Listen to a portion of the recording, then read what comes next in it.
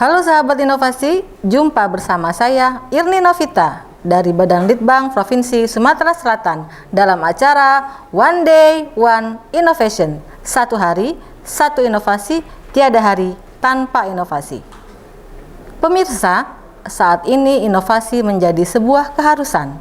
Dunia terus berubah, maka kita harus adaptif dan inovatif. Untuk menginspirasi, kami hadir dengan para inovator hebat dengan inovasi-inovasinya dalam acara One Day One Innovation. Sobat inovasi, zaman terus berubah dan era pun berubah. Artinya, yang dulunya konvensional sekarang menjadi teknologi yang berkembang pesat, terutama era 4.0. Yang artinya setiap kita harus berubah mengikuti kemajuan zaman. Dulunya absensi dilaksanakan secara manual, artinya kita menulis dengan tangan. Tetapi dengan perkembangan zaman, sekarang sudah ada absensi yang bisa mendetek wajah ataupun melalui finger ataupun jari. Nah, pada saat ini kami sudah kehadiran tamu Ibu Elvi Martalinda MPD, guru SMA Negeri 6 Palembang, dengan inovasinya Finger Messenger absensi digital peserta didik dari SMA Negeri 6 Palembang. Langsung saja kita sapa Ibu kita tercinta. Selamat datang Ibu Elvi Martalinda di acara kami di podcast One Day One Innovation. Selamat datang. Apa kabar hari ini, Bu? Alhamdulillah baik. Baik ya. Finger Messenger, Bu. Apa sih yang menginspirasi Ibu menciptakan inovasi ini? Ya. Sebenarnya Finger Messenger ini adalah satu sistem absen siswa, absen peserta didik untuk meningkatkan kedisiplinan, intinya itu. Jadi ini latar belakangnya dahulu kami itu melihat bahwa siswa ini banyak sekali yang terlambat datang ke sekolah.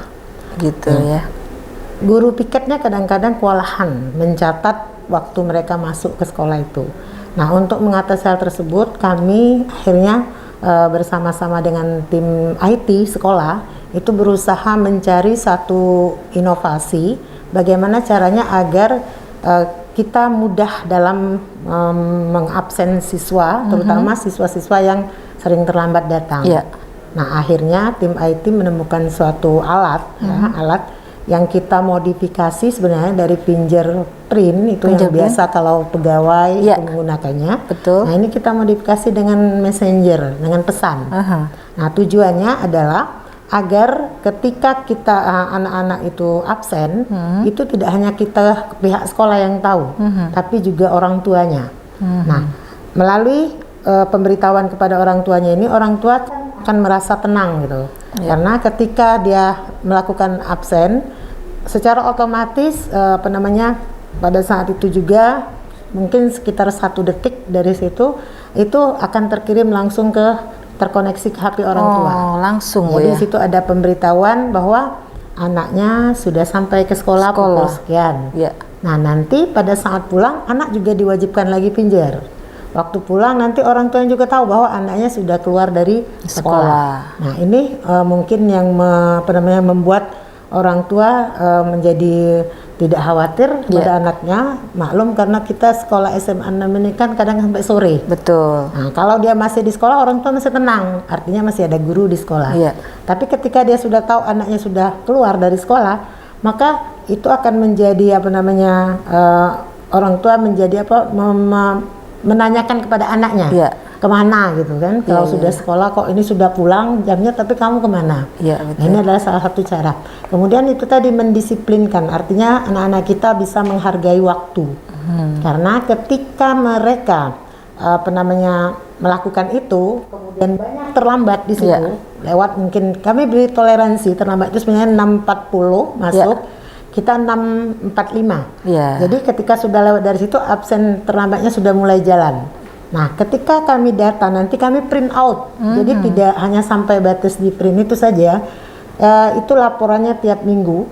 Nanti di print out, nanti terlihat di dalam data print out itu kelihatan nanti di dalam satu kelas itu ada berapa orang anak yang terlambat. Kalau dia masih batas toleransi, mungkin kami hanya mengingatkan Tapi ketika itu sudah terlalu banyak, misalnya 15 menit sampai pukul 7 datang ke sekolah, itu biasanya kami tindak lanjuti dengan surat panggilan. Jadi kami panggil anak beserta orang tuanya, kami tanyakan mengapa sampai bisa terjadi misalnya dalam 1 minggu itu hampir tiap hari terlambat kan. Nah ini adalah satu keuntungan juga untuk orang tuanya. Ketika dia tahu kan orang tua yang sering lebih kerja pagi, sudah meninggalkan anak masih tidur kadang-kadang di rumah. Nah ini menjadi komunikasi kami juga dengan orang tua. Nah, orang tua akhirnya ikut terlibat untuk mengingatkan anaknya juga. Gitu ya. Satunya. Nah itu kan kalau pergi dan pulang artinya ya harus mengabsen. Ada nggak sih misalnya nih Bu ya siswa yang nakal nih ya, dia istilahnya minggat lah ya gitu ya. Pas jam sebelum pulang. Jadi dia nggak perlu ngabsen gitu ya. Ada nggak ya warningnya atau apanya dari alat tersebut yang mengindikasikan bahwa ini tidak mengabsen pulang gitu, baik kepada orang tuanya ataupun kepada usernya pihak sekolah? Akan terlihat nanti ketika anak tidak ngabsen itu kan per kelas. Jadi dalam satu kelas itu akan kelihatan kosong di betul, itu kosong. Nah kita lihat nanti yang kosong-kosong ini apa masalahnya. Biasanya langkah pertama kita tanyakan dulu komunikasi dengan wali kelas. Kami beritahukan ini anak misalnya sudah berapa kali ini tidak ngabsen. Berarti kan tidak ngabsen gejalanya itu. Tidak ngabsen. Tolong ditindaklanjuti dipanggil. Nah biasanya wali kelas berkomunikasi dengan anak tersebut. Kemudian kalau sudah dapat misalnya ternyata anak itu biasanya kalau sudah ditanya begitu akhirnya dia jujur kan. Jujur dia kemana. Nah, kalau dia tidak benar-benar tidak ngabsen kan ada masalah pasti. Apakah karena motornya mungkin di jalan ada masalah. Itu kan kejadian ada kemarin anak yang seperti itu. Jadi dia tidak ngabsen, kami tahu anak ini tidak ngabsen. Akhirnya kami panggil tapi dia datang ke sekolah. Bu, saya itu sudah terlambat Bu katanya. Jadi tidak masuk lagi ke dalam aplikasi. Berarti kan ada masalah gitu. Dan ditanyakan pada wali kelasnya pada jam pelajaran itu, jam pertama berarti benar dia tidak masuk. Artinya dia masuknya lewat mana. Nah itu kami susuri mulai dari ke security, ke satpam kami tanya kenapa anak ini bisa masuk gitu kan, lolos dari pantauan kita. Nah itu jadi panjang ceritanya itu. Jadi memang ini adalah untuk menganalisis masalah-masalah yang seperti itu. Dan kami sangat terbantu dengan alat ini. Karena itu memudahkan pekerjaan saya sebagai wakil kesiswaan di sekolah. Kemudian memudahkan juga kerja guru BK, kemudian juga membantu orang tua terutama. Untuk mengawasi anaknya. Bu ya. Nah ini berupa aplikasi ya Bu ya, berarti ke handphonenya orang tua gitu ya. Sudah berapa lama ini Bu berlangsung di SMA 6? Launching itu tahun 2015. Pada saat di launching itu dari Dinas Pendidikan. Waktu itu kan juga mulai jam ke-0 kalau tidak salah. Jadi pada saat kita mulai 2015 sudah itu langsung kita jalankan itu. Jadi kalau 2015 sampai sekarang sudah berjalan, hanya corona ini saja yang tidak bisa karena anak memang tidak hadir ke sekolah kan. Selama menjalankan Finger Messenger ini Bu, adakah kendala yang berarti dirasakan?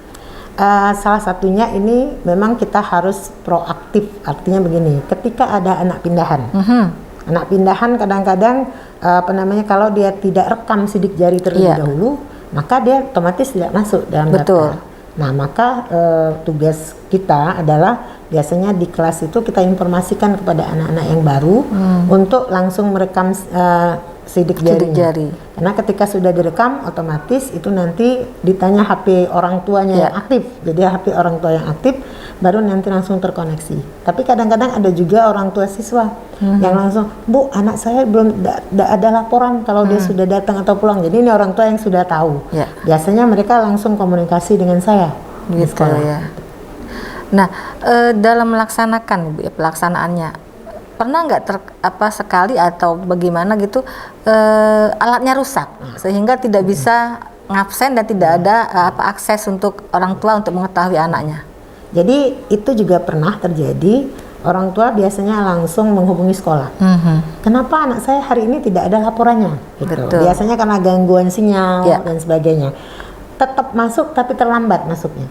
Jadi begitu. mungkin agak berjarak waktunya agak lama. Kalau ini kan cuma 1 detik 2 detik sudah sampai.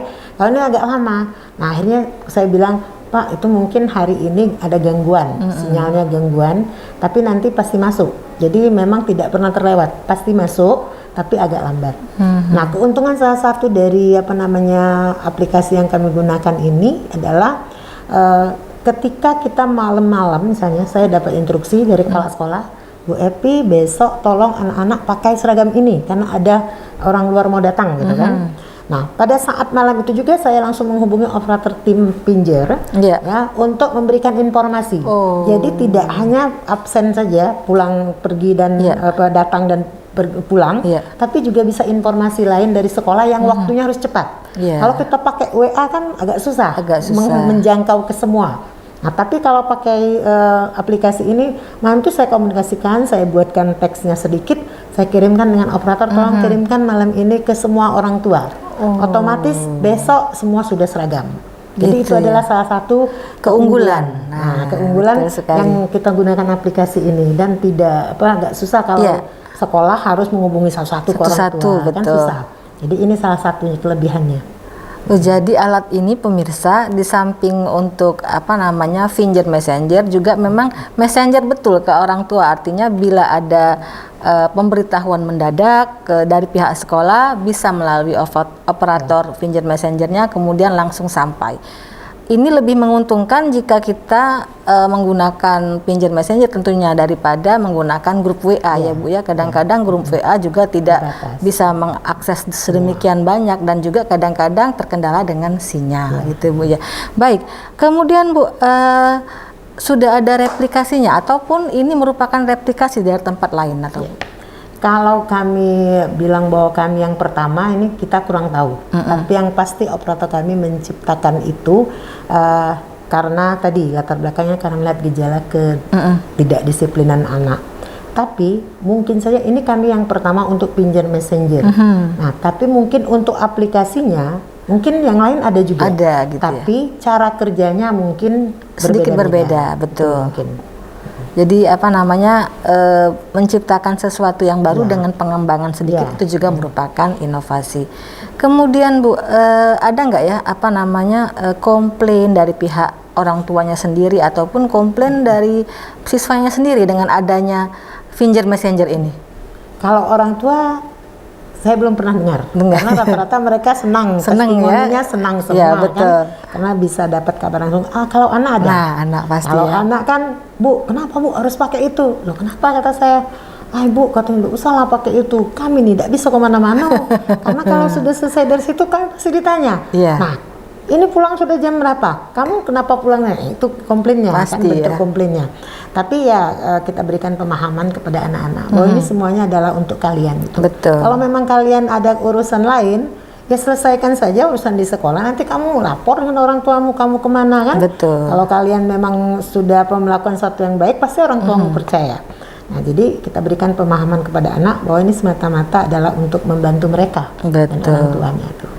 Dalam hal pengembangan inovasi ini Bu, pengembangan Finjer Messenger ini, apakah sudah ada tambahan fiturnya atau tambahan aplikasinya sehingga lebih berkembang atau memang dari pertama diciptakan seperti itu? Ya, itu tadi mungkin salah satu kelebihannya. Ini bisa sebenarnya untuk mengirimkan bukan hanya informasi tadi, tapi kami belum pernah mencoba. Tapi ketika kami komunikasikan dengan tim kami, sebenarnya bisa untuk mengirimkan nilai pun juga bisa. Bisa. Kalau kita nanti bisa mengembangkan ini lebih lanjut kan. Betul. Jadi orang tua bisa tahu. Nah, tapi ini mungkin harus banyak komunikasi dengan kurikulum, banyak yang harus kita koordinasikan jika ini kita gunakan untuk itu. Jadi memang ada pembicaraan ke situ sudah pernah ada, cuma belum ditindaklanjuti. Tapi mungkin bisa nanti mungkin sewaktu itu bisa tuh.